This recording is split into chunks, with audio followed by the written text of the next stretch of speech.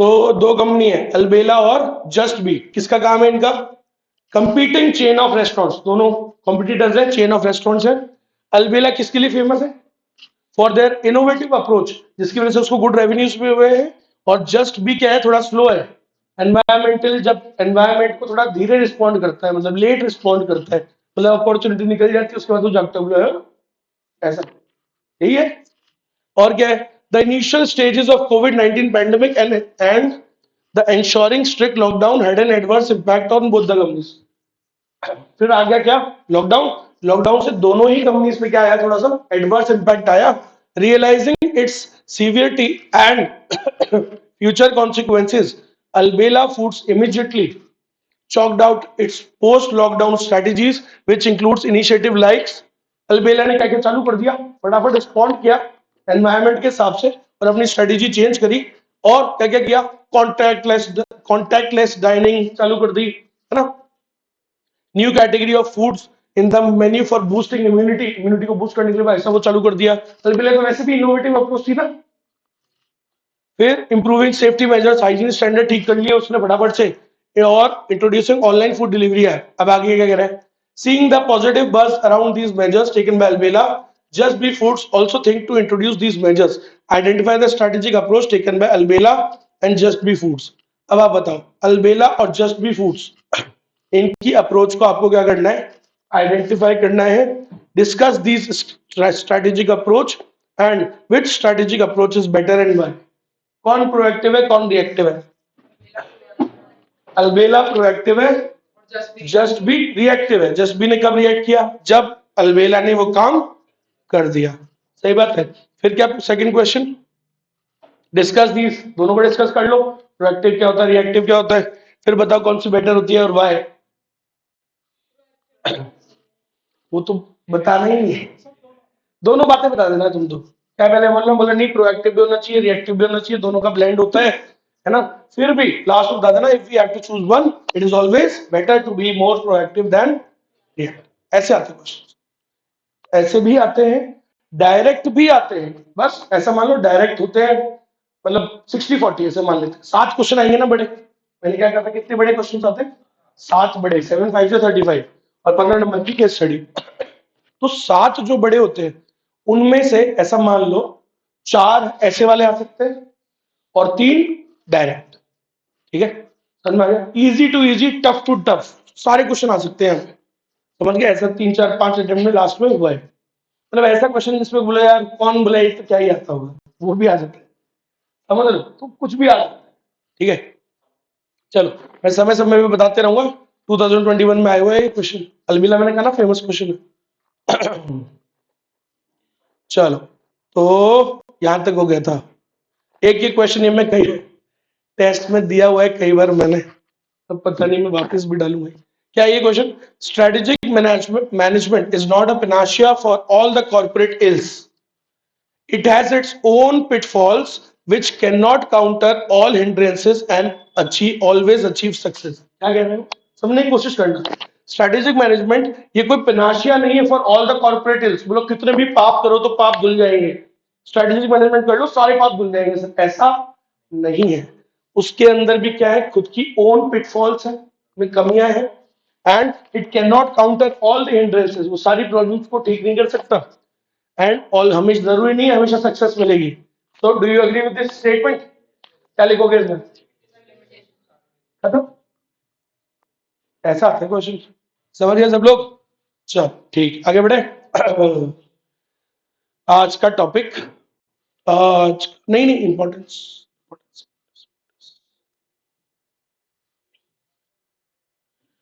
अच्छा, आपको एक और बात बताता हूँ, ठीक है, अच्छे से याद रखना लेकिन ये बात, एसएम जो मतलब अपना सब्जेक्ट है, इसमें जब 5 नंबर का क्वेश्चन आता है और अगर उस क्वेश्चन में 7-8 पॉइंट्स हैं, है ना, 5 से भी बहुत ज्यादा है, तो कभी भी ये मत समझना स्कूल के जैसे कि 5 में 5 ही लिखने होते हैं, कभी भी नहीं।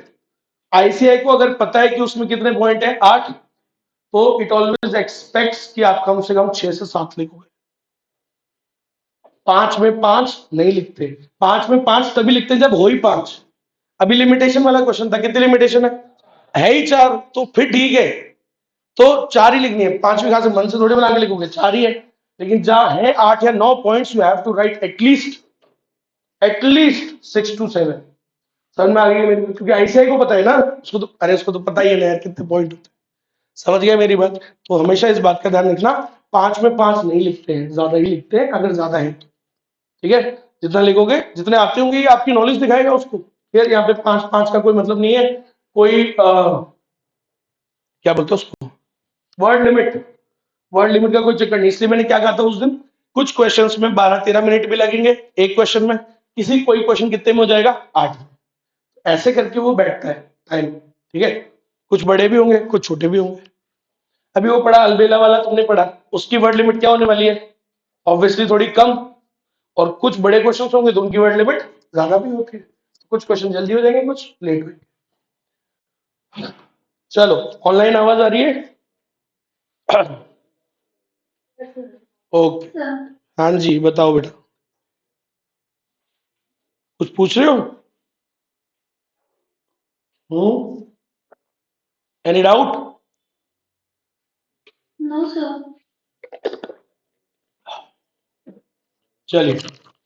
अरे वो कहाँ गई वो दीदी, पास में बैठ, पास में कितने नंबर कमा, पता ही नहीं, फोन ही बंद है।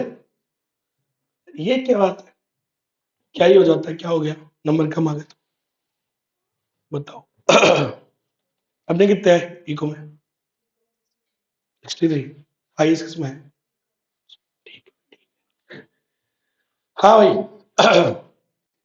तो इंपॉर्टेंस ऑफ स्ट्रैटेजिक मैनेजमेंट। ठीक है, अभी ऑब्वियसली पूरे सब्जेक्ट की, सब्जेक्ट क्या मतलब स्ट्रैटेजी की इंपॉर्टेंस आप वैसे भी ज्यादा अच्छे से तो नहीं समझ सकते, क्यों, अभी तो हमने सब्जेक्ट पढ़ना स्टार्ट किया है कि नहीं। कोई चीज की इंपॉर्टेंस बिना पढ़े कैसे पता लग जाए, वो भी तो पढ़ना स्टार्ट ही किया है, पहला चैप्टर चल रहा है।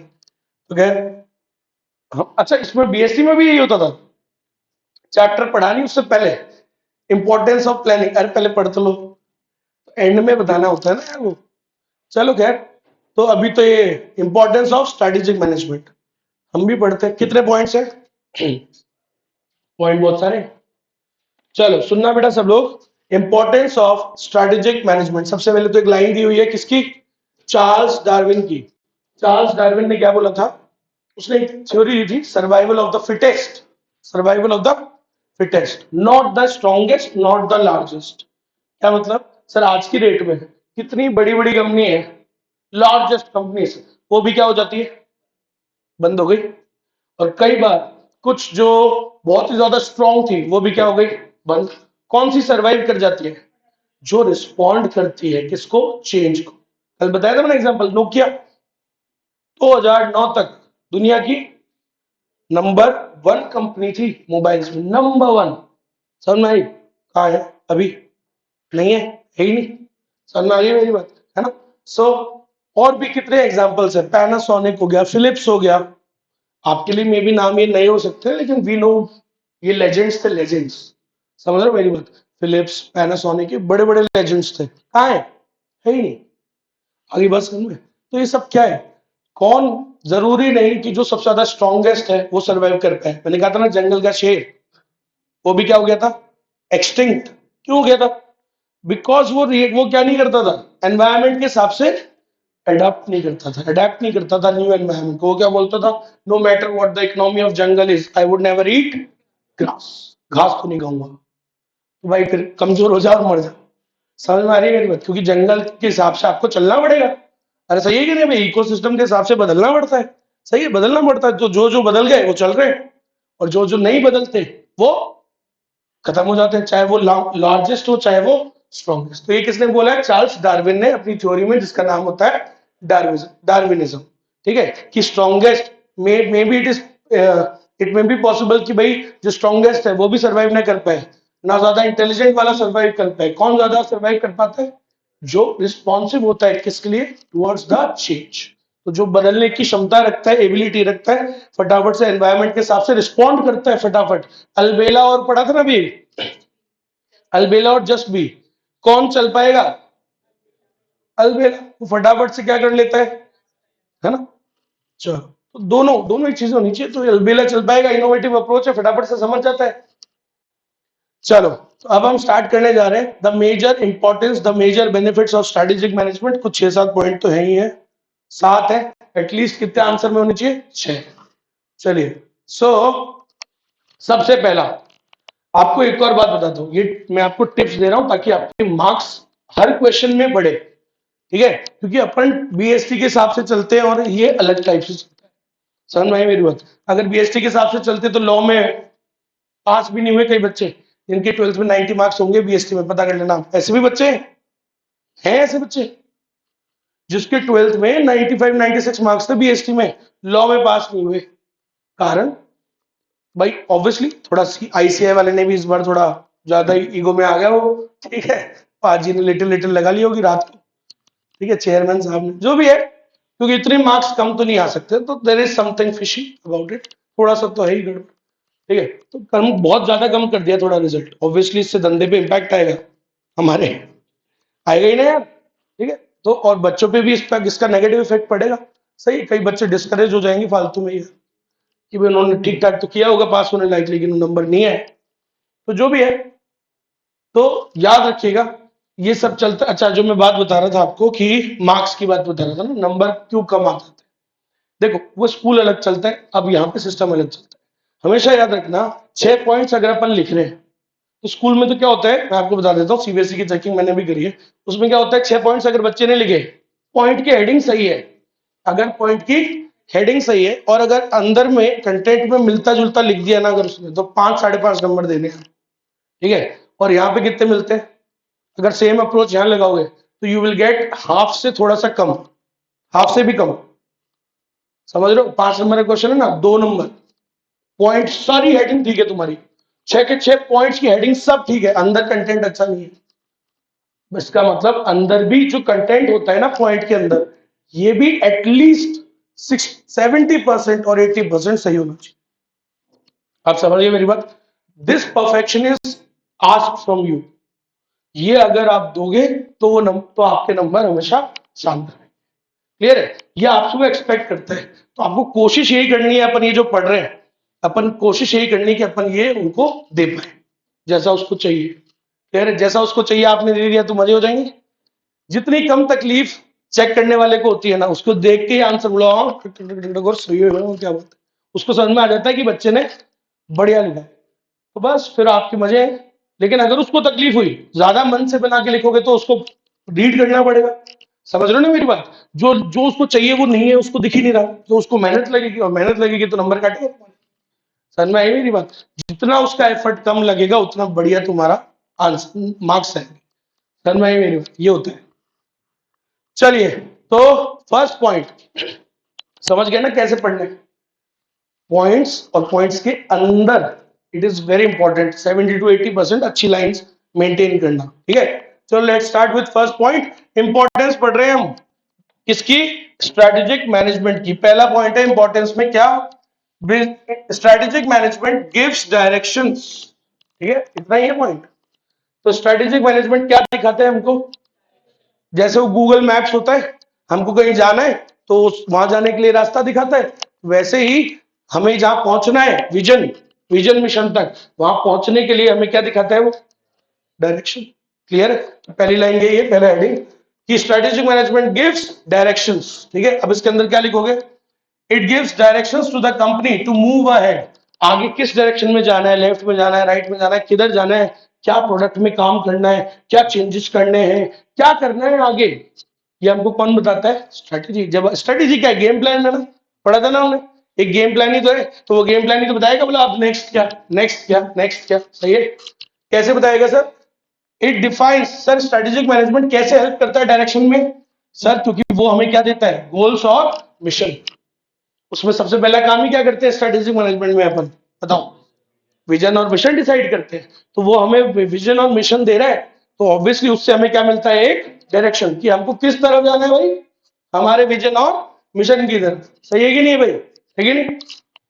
फिर तीसरी लाइन क्या लिख दोगे? Sir it helps the management, strategic management मदद करता है मैनेजमेंट को, ठीक है, to define the realistic objectives and goals which are in line with the vision. तो सर स्ट्रेटेजिक मैनेजमेंट इसमें, क्योंकि विजन मिशन की बात क्या बनाते हैं हम? गोल्स और ऑब्जेक्टिव्स, ये भी लिख डालो। ऊपर क्या बोला था, मिशन, गोल्स एंड मिशन। नीचे क्या बोल रहा है, सर ये हेल्प करता है, स्ट्रेटेजिक मैनेजमेंट हेल्प करता है काय में, इन डेवलपिंग रियलिस्टिक ऑब्जेक्टिव्स, ठीक है, जो हमें मदद करेंगे हमें विजन तक पहुंचाने में। खत्म, ये पहला पॉइंट हो गया।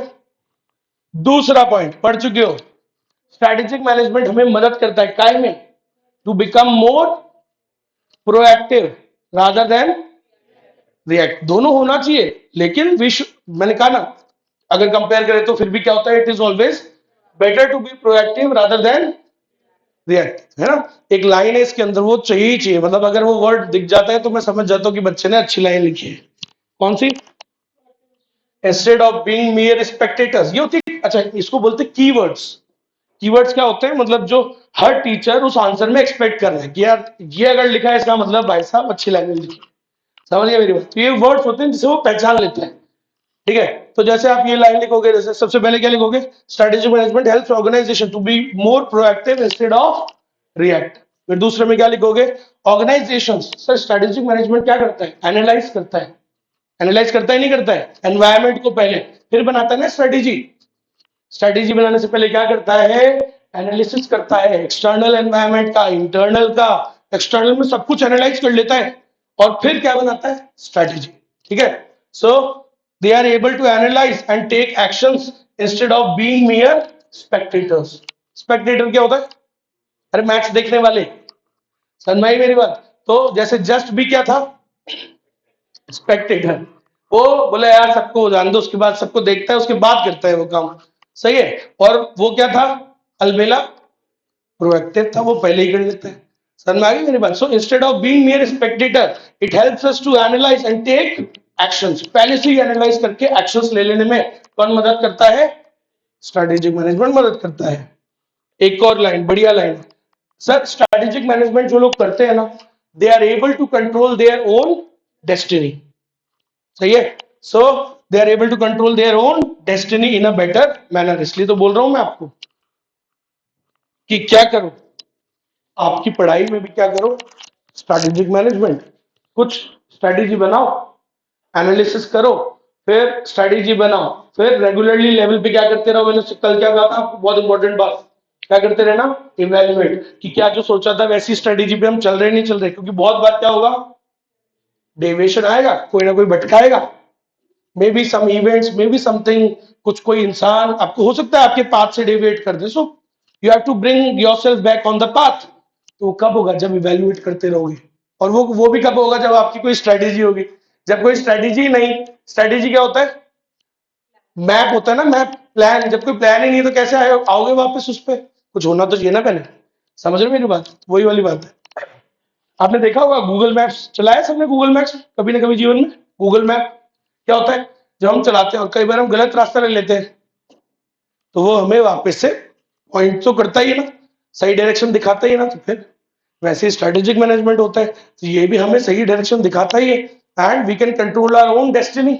इससे हम थोड़ा बहुत नहीं, मतलब अच्छे लेवल पर हम अपने डेस्टिनी को कंट्रोल कर सकते हैं। समझ रहे, थोड़ा सा, it's always better to be proactive, करना चाहिए यार, स्ट्रेटेजिक मैनेजमेंट सभी को करना चाहिए। जो कर रहे हैं वो 90% तो सक्सेसफुल हो ही जाते हैं, समझ रहे, क्योंकि वो सब कुछ सोच समझ के कर रहे हैं, है कि नहीं। वो they are not mere spectators, they are controlling their own destiny. Control होता है, हर चीज पे आपका कंट्रोल है, जीवन में हर चीज पे आपका कंट्रोल है। यू कैन डू एवरीथिंग, यहां से चलती है हर चीज। समझ में आ गई मेरी बात। बहुत सारे लोग हैं जो सुपर ह्यूमन एबिलिटीज रखते हैं, नॉर्मल ह्यूमन के भी ऊपर चल जाते हैं। कैसे, वो यहां से बटन को क्या कर देते हैं, स्विच ऑफ। अपने को लगता है ना, बोले यार अपन को एक दो दिन से ज्यादा, दो तीन दिन से ज्यादा भूखा नहीं रहा जा सकता, कितने रहते नहीं है क्या, बड़े बड़े योगी और ये सब रहते हैं, ठीक है। और कई बार अपन देखते बोले यार नहीं सर, एक दो दिन सोने नींद आ जाती है फटाफट, है ना। तो फौज के अंदर लोग 5-5 दिन नहीं सोते, कई बार चल रहा होता है, कई बार कुछ ऑपरेशन ऐसे चलते 5-5 दिन सोने को नहीं मिल रहा, सोचो। और उसमें दुश्मन कहीं से भी मिल सकता है, फिर भी 5-5 दिन, 5-5 दिन उनके पास क्या है, जो राशन बैग में लेके जाते हैं उतना ही है बस। पानी कितना है, मतलब होगा 1 लीटर पानी, 2 लीटर पानी, 3-4-5 दिन के ऑपरेशन से कैसे चलेगा, सब चलता है। कहां से चलता है काम, यहाँ से। आप सब कुछ कंट्रोल कर सकते हो अपने जीवन में, अपनी पावर पे बस बिलीव करो, यू कैन डू एवरीथिंग। कभी खुद को इतना वीक मत समझो, मन पे कंट्रोल करो। नहीं वही तो कह रहे हैं, you can control your own destiny. Organisation की डेस्टिनी को आप कंट्रोल कर सकते हो स्ट्रेटेजिक मैनेजमेंट के द्वारा। ठीक है, next, it helps them in working within the vagaries of the environment. Sir environment क्या होता है? डायनेमिक, अनसर्टेन, कभी भी कुछ भी होता है। ठीक है, और हमको उस अनसर्टेनिटीज में कौन बचाता है? Strategy. It helps us to क्या बोलते हैं, to take action during those vagaries. उन अनसर्टेनिटीज में हमको एक्शन लेने में मदद कौन करता है? Strategic management. वैगरीज मतलब क्या होता है? अनसर्टेनिटीज। ठीक है, नए नए वर्ड्स आएंगे बस। सो हमको मदद करता है to keep working within the vagaries of the environment and shaping it instead of getting carried away by its turbulence. So instead of getting carried away, हम उसमें क्या कर पाएंगे? उन अनसर्टेनिटीज में भी खुद को संभाल लेंगे। क्लियर है क्या? कई ऑर्गेनाइजेशंस थी जिन्होंने खुद को संभाल लिया, अल्बेला ने खुद को संभाल लिया। देखो टर्बुलेंस आई, क्या आ गया? कोविड, है ना? कोविड आया तो वो तो सभी पे आया ना, सारी ऑर्गेनाइजेशंस पे, सारे रेस्टोरेंट्स पे उसका प्रभाव पड़ा, लेकिन अल्बेला ने उसको संभाल लिया क्योंकि वो क्या कर रहा था? Strategic management. और कौन basically was a mere Spectator? कौन तमाशा देख रहा था? किसके सामने से अपॉर्चुनिटी निकल गई? Just view. ऐसा होता है कि आया समझ में? अच्छा है हमने वो क्वेश्चन करा, है कि नहीं? देखो आ रहा है ना समझ। चलो तीसरी बात क्या है? आप पूछो। प्रोएक्टिव जरूरी होता है कि आज जैसे मैं शुरुआत किया तो शुरुआत में ही हो, बीच में नहीं हो सकता प्लान। यार प्रोएक्टिव मैं इस तरह के एग्जांपल देता हूं। नहीं, बीच में जैसे मैं, हाँ तू एग्जांपल फिर मैं बताता हूँ। जैसे मेरे को लग रहा है प्रोएक्ट मेरा बीच मतलब मिड ऑफ द सेशन चल रहा है, लेकिन मेरे को लग रहा है कि अब आगे जाके हो सकता है बिजनेस को कोई प्रॉब्लम है, तो मैं रिएक्ट नहीं कर रहा, लेकिन मेरे को लग रहा है तो मैं प्रोएक्टिवली सोच रहा हूँ कुछ। हाँ तो देख ये तो अच्छा, ये तेरा ये थोड़ा सा मैं इसको मॉडिफाई करता हूँ। ऐसा तो नहीं, कहीं नहीं है प्रोएक्टिव का मतलब। देखो अच्छी जरूरी है, कोशिश ये करो कि वो स्टार्टिंग से हो जाए, लेकिन अगर चलो बीच में भी है, अगर आपको बीच में समझ में आए कि यार I should act proactively now, वहां से भी ठीक है। जहां से वही वाली बात है, जहां जाको वही सवेरा। जरूरी नहीं है कि वो स्टार्टिंग से ही होना तो चाहिए वैसे, बट ठीक है अगर आपको बीच में समझ में आई तो बीच से भी आप काम कर सकते, वो चीज है, कर लेना। बिल्कुल प्रोएक्टिव काम करना चाहिए, है ना?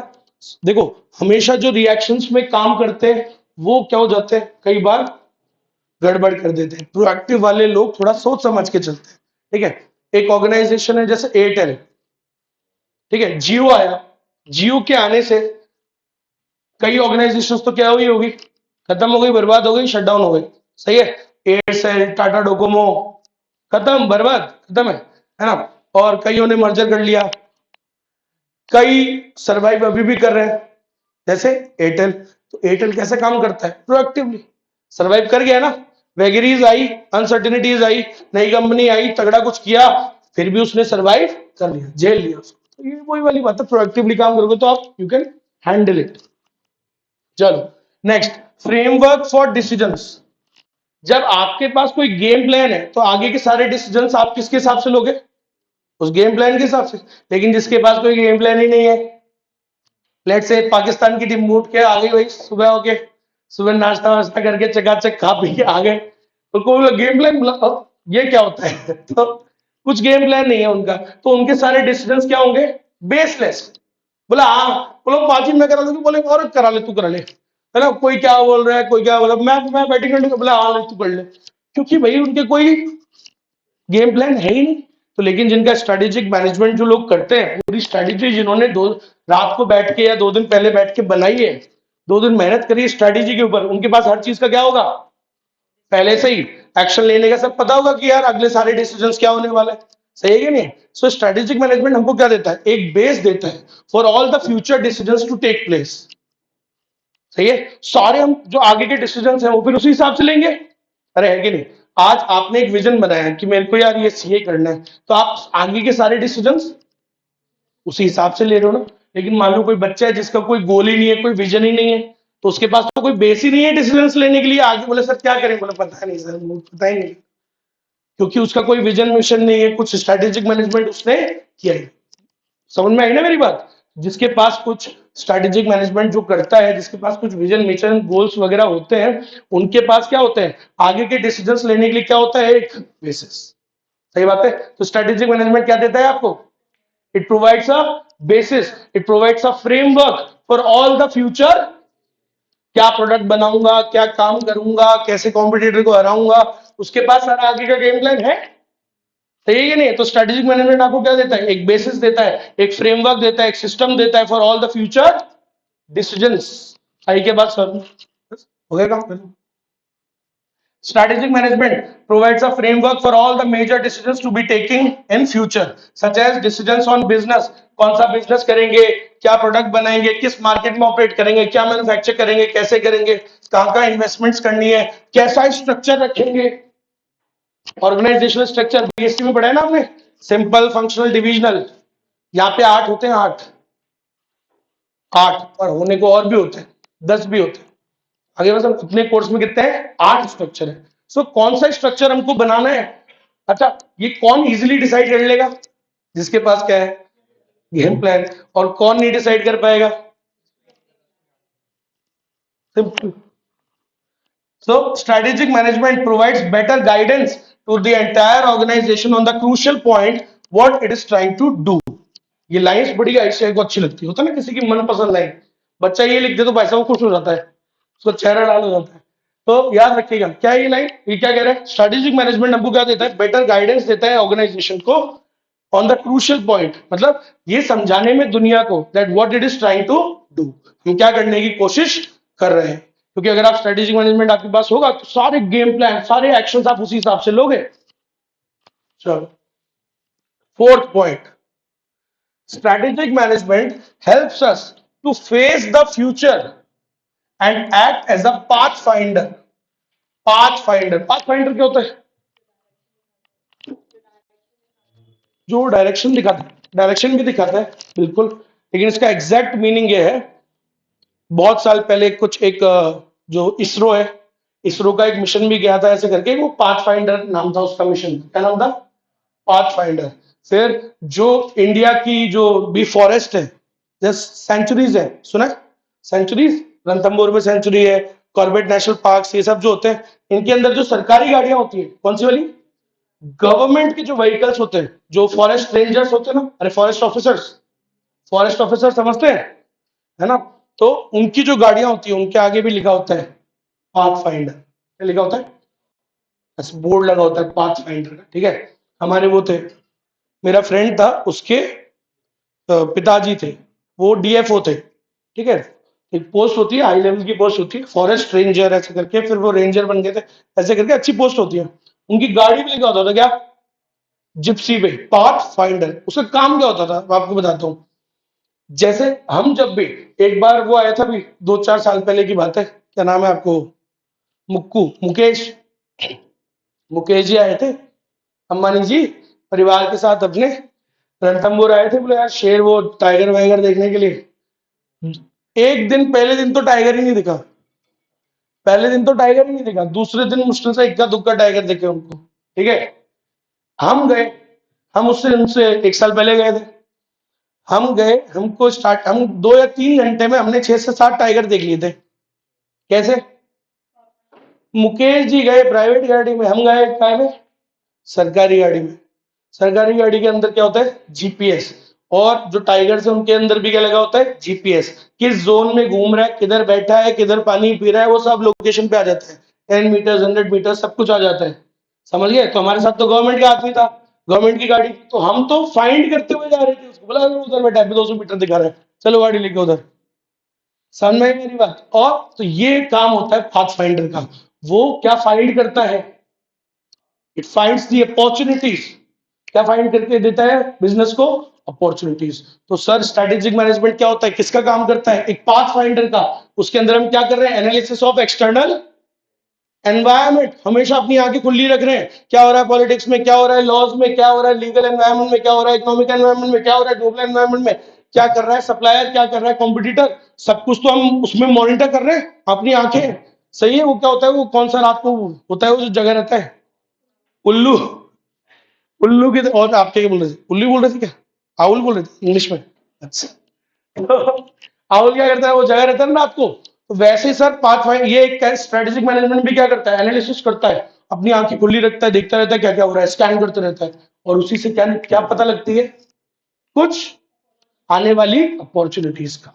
तो strategic management helps us to find new opportunities, हमें ला ला के ढूंढ ढूंढ के देता है कौन क्या अपॉर्चुनिटीज। वो अलबेला और जस्ट भी, अलबेला क्या करता था, स्ट्रेटेजिक मैनेजमेंट प्रोएक्टिवली काम करता था, एनालिसिस करता था, तो उसको तो पता लग जाता था फटाफट कि क्या अपॉर्चुनिटीज आने वाली है, और वो इस हिसाब से क्या कर लेता था, एक्शन ले लेता था। कोविड आया, उसने फटाफट से, उसको लग गया पता, उसने फटाफट एक्शन ले लिया। लेकिन कौन कौन वाज अ मियर एक्सपेक्टेटर जस्ट भी, बोला उसके सामने आ गई अपॉर्चुनिटी, चली भी गई। मैंने कहा था ना ऐसे ही होता है। तो जो स्ट्रेटेजिक मैनेजमेंट कर रहे हैं वो हमेशा सतर्क रहेंगे, समझ रहे, अलर्ट रहेंगे, उनके सामने से अपॉर्चुनिटी जा नहीं पाएगी, उल्टा अपॉर्चुनिटी स्ट्रेटेजिक मैनेजमेंट उनको ढूंढ ढूंढ के लाके देता है, सामने रख देता है, बोला ये लो अपॉर्चुनिटी, लो उसका फायदा उठाओ। समझ में आई मेरी बात। लेकिन जो स्ट्रेटेजिक मैनेजमेंट कर ही नहीं रहा, उसके सामने से अपॉर्चुनिटी निकल जाएगी और वो सोता रह जाएगा। अपॉर्चुनिटी की एक बड़ी गंदी बात है क्या, वो बहुत ज्यादा आवाज करके नहीं आती है, चुपचाप आती है, and if you are ready for it तो आप वो फायदा उठा लोगे, but if you are not ready for it आपके सामने से निकल जाएगी। है कि नहीं, यही बात समझ। अपॉर्चुनिटी वेट थोड़ी करती है, बोलो मैं वेट कर रही हूँ, अच्छा तुम नहा धो के आ जाओ, तैयार होके आ जाओ, अपॉर्चुनिटी वेट नहीं करती। सही है, if you are ready at that moment, जिस टाइम वो आई तो आप क्या कर लोगे, ग्रैब कर लोगे, नहीं तो वो आपके सामने से, ऐसे ही होता है। तो लेकिन कौन आपके सामने ला ला के रख देता है, strategic management. So strategic management act as a pathfinder. It brings lot of opportunities in front of the business. सही बात है, in front of the organization. तो हमारे सामने ला ला के रख देता है opportunities, and using our strength we can capitalize on our opportunities. हमारी strength को use करके हम क्या कर सकते हैं, opportunities का फायदा उठा सकते हैं। क्लियर है किसी बात। कॉमेडियन तो बहुत आए थे, बहुत सारे कॉमेडियन आए इंडिया में, है ना, लेकिन एक आदमी उसका क्या उठा गया फायदा, कपिल शर्मा। सही है, उससे पहले बहुत कॉमेडियंस थे, है ना, बहुत कॉमेडियंस थे, अच्छे अच्छे भी थे, बट अपॉर्चुनिटीज आई, उसने भी एक चैट शो बनाया और उसने फायदा उठाया। अरे हाय ना, समझ, अपॉर्चुनिटीज आती है, बट जो उस टाइम पे उसके लिए रेडी होता है वही उसको ग्रैब कर। क्लियर है किसी बात, वही वाली बात। उसके भी यार दोस्त थे ना जो सेम प्लेटफॉर्म पे थे, सेम कंपटीशन में थे, लेकिन वो नहीं उसका फायदा उठा पाए, बट वो उसने उसका फायदा उठाया। आगे की नहीं, ये बात समझ, देख लो आप। तो बहुत सारे एग्जांपल्स होते हैं हमारे सामने। So strategic management helps to prepare the organisation to face the future and act as a pathfinder to business opportunities. तो वो एक पाथ फाइंडर की तरह काम करता है, कौन, स्ट्रेटेजिक मैनेजमेंट, और हमें क्या क्या ला ला के देता है, business opportunities. Organisations are able to identify the opportunities, वो and identify the ways and means to achieve them. Sir जो स्ट्रेटेजिक मैनेजमेंट करता है उसको, उन ऑर्गेनाइजेशंस को ला ला के सामने कौन देता है, अपॉर्चुनिटीज, स्ट्रेटेजिक मैनेजमेंट, और साथ में ये भी बताता है कि उन्हें अगला कदम कैसे उसको ग्रैब करना है, उसका फायदा कैसे उठाना है, ये भी कौन बताता है, स्ट्रेटेजिक मैनेजमेंट। फिफ्थ पॉइंट खत्म होने वाला है बस, कॉर्पोरेट डिफेंस मैकेनिज्म। आपने देखा होगा पाकिस्तान से काफी मिसाइल्स वगैरह, ड्रोन्स वगैरह आए थे, 1000 से भी ज्यादा आए थे, है ना, लेकिन हमारे इंडिया का क्या है, we have a good defence mechanism imported from Russia. ठीक है, तो रशिया ने हमें क्या दिया हुआ है, बहुत बैलिस्टिक मिसाइल सिस्टम्स हैं, और बाकी हमें काफी रेडार्स वगैरह दिए हुए हैं, जो हमारे देश में उनको आने से पहले क्या कर देते हैं, खत्म कर देते हैं। तो सर एक डिफेंस मैकेनिज्म है ना, तो वैसे ही स्ट्रेटेजिक मैनेजमेंट भी कैसे काम करता है, एक बढ़िया कॉर्पोरेट डिफेंस मैकेनिज्म की तरह, और ये हमें आगे होने वाली गलतियां करने से बचाता है।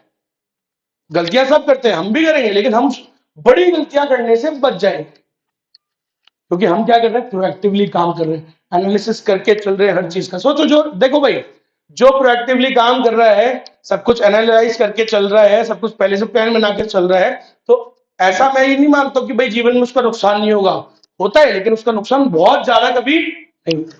तो जो रिएक्टिवली करता है, बोला हाँ अरे आने दे देखेंगे, जो ऐसे वाले होते हैं जो रिएक्टिव ज्यादा होते हैं, वो फिर अपना नुकसान समझ में आई? उनके नुकसान ज्यादा हो जाएंगे तो नुकसान हो दोनों जगह रहे, लेकिन कहाँ पे बहुत बड़े नुकसान नहीं होंगे? जो क्या करते हैं स्ट्रेटेजिक मैनेजमेंट। स्ट्रेटेजिक मैनेजमेंट कैसे काम करता है? It works as a corporate defence mechanism. अभी पढ़ा था ना, इसके अंदर भी क्या होते हैं? मिस्टेक्स और पिटफॉल्स होते हैं, लेकिन हमें कॉस्टली मिस्टेक्स, बड़ी मिस्टेक्स करने से क्या कर लेता है? ये बचा लेता है। क्या पता हम रॉन्ग इन्वेस्टमेंट कर दें, है ना? पढ़ा है ना बीएससी में वो long term investment decisions, capital budgeting decisions. गलत जगह इन्वेस्ट करते, पैसा हो गया ब्लॉक, निकल ही नहीं रहा। कई बार हो जाता है, लेकिन हमें ज्यादा बड़ी गलतियों करने से कौन बचाता है? Strategic management. आई बात समझ में? Sir, strategic management serves as a corporate defense mechanism against the mistakes and pitfalls. There will be mistakes, there will be pitfalls, but कौन सी होगी? छोटी मोटी, ज्यादा बड़ी नहीं होगी। ठीक है? It helps the organization to avoid costly mistakes in product market choices और investment. हम बड़ी गलतियां करने से बच जाएंगे। क्लियर है क्या इतनी सी बात? तो अगर आपके पास गेम प्लान होगा तो आप बहुत बड़ी गलतियां करने से बच जाओगे। थोड़ा सा भटकोगे, फटाफट पाथ पे आ जाओगे। लेकिन जिसके पास कोई गेम प्लान ही नहीं है, वो गलत सोचो, जिसके पास मैप नहीं है वो क्या क्या गलत रास्ते पे गया और चलता ही चला जाएगा। लेकिन जिसके पास मैप होगा, वो जिसने गूगल मैप चालू कर रखा होगा, वो गलत रास्ते पे जाएगा तो वापस भटक फिर वापस सही बात पे आ जाए। देयर इज अ पॉसिबिलिटी कि बड़ी गलती ना हो। सही है? पॉइंट के अंदर आप डायरेक्ट लिख सकते हो, पैराग्राफ भी लिख सकते हो भाई। जैसे इतना ही तो लिखना है, 4 पर 3-4 लाइन पॉइंट्स। अगर बातें दो हैं, देख जैसे बताता हूं, यहाँ पे 2 बातें थी, तो ये वाला तो चाहो आप साथ में मिला के लिख सकते हो, लेकिन कई जगह थोड़ा 2 पॉइंट में बांट देना चाहिए। इजी रहता है। आप सोचो उसके लिए इजी रहेगा, किसके लिए? चेक करने वाले के लिए आसान। जितना पैराग्राफ राइटिंग करते हैं ना, वो गंदा लगता है। समझ गए? अभी भी जैसे जो हमारा इंस्टीट्यूट है दूसरा, वहां पे भी बच्चे जैसे टेस्ट देते तो 1-2 बच्चे क्या करते हैं, अभी भी पूरा पैराग्राफ लिख डाला। अब यार आप सोचो, मेरे को पढ़ने में तकलीफ होगी तो अब उसके नंबरों में भी तकलीफ होगी। होगी बिल्कुल। जितना आप उसके लिए इजी बनाओगे, देखो आजकल आलस है सभी इंसानों में, तो चेक करने वाले में भी होता है। तो जितना कंफर्टेबल उसको रहेगा, आप जितना उसको कंफर्ट फील कराओगे, उतना कंफर्ट आपको वो नंबरों में फील रहेगा। अंडरलाइन क्या करना है? ये अंडरलाइन क्यों कर रखा है? अंडरलाइन क्यों करनी है? अच्छा, ये जो वर्ड्स होते हैं ना बढ़िया वाले, आप हाँ इनको आप हाईलाइट करोगे बिल्कुल। इसको आप पेंसिल पेन किसी से भी कर दो, कोई फर्क नहीं पड़ता ना, कुछ। Last, second last point, longevity. तो सर देखो भाई, लंबे समय तक चलने के लिए आपको सरवाइव करना आना चाहिए। सो लंबे समय तक वही सरवाइव कर पाते हैं जो क्या करते हैं? Strategic management. ठीक है? अदरवाइज कई लोग जो लक से जिनको सक्सेस मिल जाती है, रातों रात सक्सेस मिल भी जाती है और खत्म भी हो जाती है। सही है कि नहीं है? लॉन्ग जर्नी कौन खेल पाता है? जो क्या कर रहा हो तरीके से स्ट्रैटेजिक मैनेजमेंट कर रहा हो। अभी बहुत सारे social media influencers, content creators और ये सब आते हैं ना, बहुत सारे आ रहे हैं। कई आते हैं और कई खत्म भी हो जाते हैं, आए और गए। सही है? वन नाइट वंडर होते हैं, है ना? लेकिन कई उसको मैनेज कर रहे हैं, ठीक से अपने आप ऊपर काम कर रहे हैं। लाइक भुवन बम कर रहे हैं, भुवन बम तरीके से चल रहे हैं। ठीक है? ठीक ठाक तरीके से। तो क्या नाम है उसका? है डॉली चाहे करेक्ट है, उसने करा जो है। देखो अपन उससे उसके ड्यूज नहीं ले सकते, समझ लो। उसने कुछ तो किया है, कुछ तो किया ही। चाहे चाय बनाने में कुछ नहीं किया हो तो उसने अपने वैसे किया है, लोगों को एक शो दिखाया है। अरे शो दिखाया ना, इट्स अ गुड शो कि भाई लोगों को अच्छा लगा। और क्या कर रहा है यार, कुछ तो कर रहा है। अरे हाँ, है ना? देखो यार क्या होता है, कुछ तो करा है ना उसने, तो वो वाली बात है। और उसको उसको कैसे उसने कैपिटलाइज किया, उसका फायदा उठाया, ये भी आप देखो। समझ रहे हो? ठीक है? तो ये चीज भी है। तो सारी चीजें होती। एक और आदमी था, वो कोविड में हुआ था फेमस, एक टर्किश शेफ था, जो एक नॉर्मल शेफ था। ठीक है? और रिफ्यूजी था, एक देश से भाग के, मतलब वहां से भाग के फिर दूसरी जगह गया, फिर क्या बोलते हैं, शेफ बन गया। कसाई था बेसिकली, मतलब वो मीट वगैरह, मीट कटर था, मीट कट करता था और ये सब करके फिर वो एक जगह नौकरी करा। फिर कोविड में उसने कुछ ऐसा कुछ किया कि क्या हो गया, वो बड़ा फेमस हो गया और आज उसके दुनिया में बहुत जगह बहुत बढ़िया बड़े बड़े रेस्टोरेंट्स हैं और बहुत लोग वहां पे जाते हैं, बड़े से बड़े लोग, और कई बार दो चार, और बहुत महंगी डिशेस होती है, 20-30 लाख की डिशेस। अगर मैं बताऊंगा तो आप फटाफट से पहचान जाओगे। सॉल्ट बे, करके वो नमक डालता था, है ना, ट्रेंडिंग हो गया था इंस्टाग्राम पे। और उसके आज फाइव बहुत कई जगह best on the best places on the earth उसके रेस्टोरेंट्स हैं, and it is way too expensive. सारे बड़े बड़े लोग जाते हैं वहां पे। क्या किया, कुछ तो किया था उसने, अपने ऊपर काम किया था, प्रेजेंटेशन पे काम किया था, उसके लोगों को उसकी स्टाइल अच्छी लगी। समझ रहे हो, आपने देखा है उसको कभी? देखा है किसी ने? नहीं देखा? देखिएगा, इंस्टाग्राम पे मिल जाएगा, कहने के मिल ही जाएगा। सो बढ़िया ब्लैक शर्ट पहन के, ब्लैक ट्राउजर्स पहन के, टक इन करके, अच्छे टैटू वैटू है उसके, फिर आगे वो ग्लोव्स पहन के, देयर इज अ प्रेजेंटेशन। मैं फिर वापस वही बात बोल रहा हूं, लंबे समय तक सरवाइव करना है तो you have to do strategic management. ऐसे वन नाइट वंडर लक से काम नहीं चलता। तो जो स्ट्रेटेजिक मैनेजमेंट काम कर रहे हैं वो उनको मदद करता है। It helps the organisations to take a clear stand in the related industry. जिस रिलेटेड इंडस्ट्री में आप काम कर रहे हो तो वहां पे आपको एक क्लियर स्टैंड, अपनी एक जमीन पोजीशन बनाने में मदद करता है। And it make sure that you are not just surviving on your luck. आप जो यहां से बैठे हो, क्या are you all surviving on your luck? क्या आप अपने लक की वजह से यहां पर हो सारे के सारे?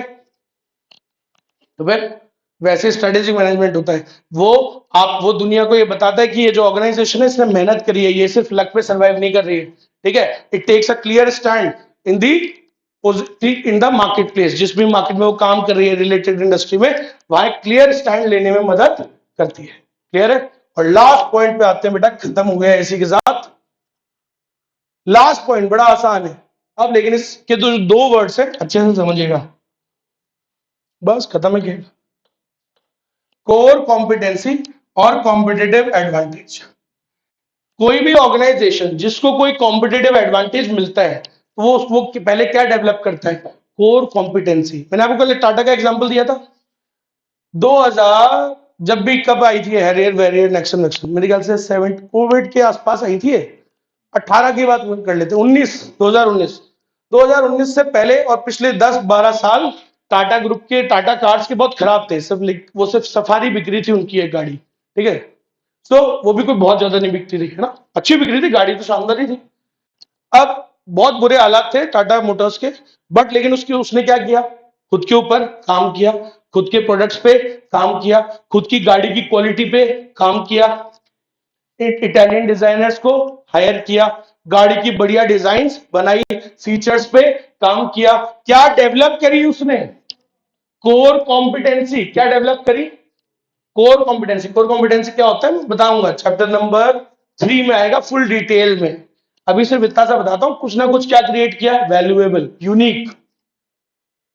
ठीक है, और इस कोर कॉम्पिटेंसी ने उसको क्या दिलाया? क्या दिलाया? Competitive advantage. जो भी आप काम करते हो पहले उसमें क्या डेवलप करो? खुद की कोर कॉम्पिटेंसीज।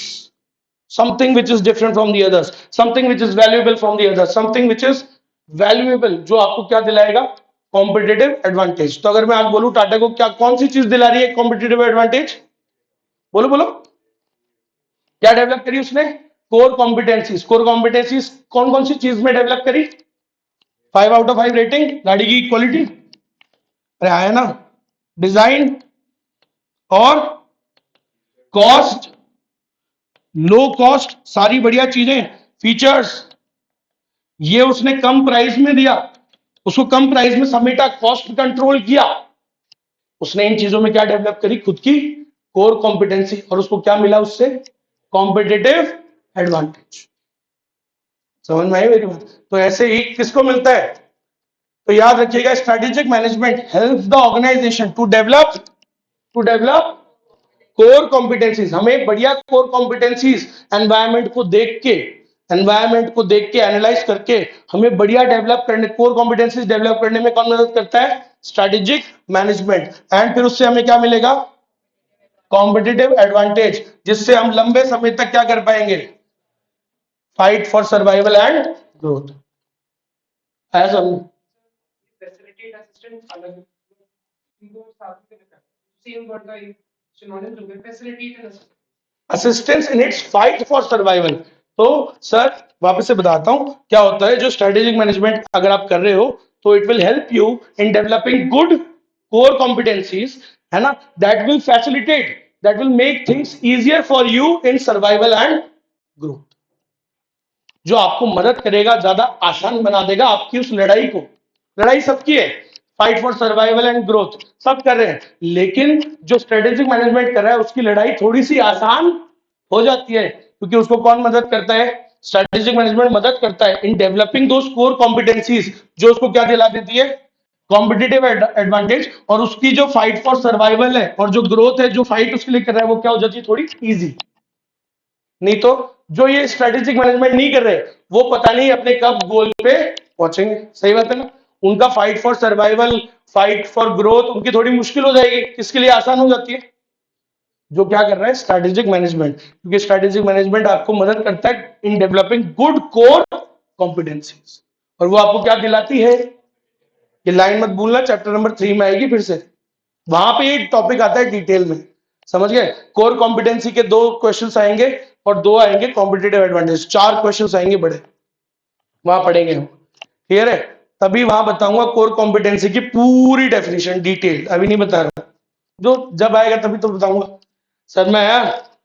चलो, तो इसी के साथ खत्म हो गया आज का टॉपिक। 7 पॉइंट थे एटलीस्ट, कितने? 6। और कोशिश करना इसके अंदर भी मैटर अच्छा हो। क्लियर है? चलो खत्म।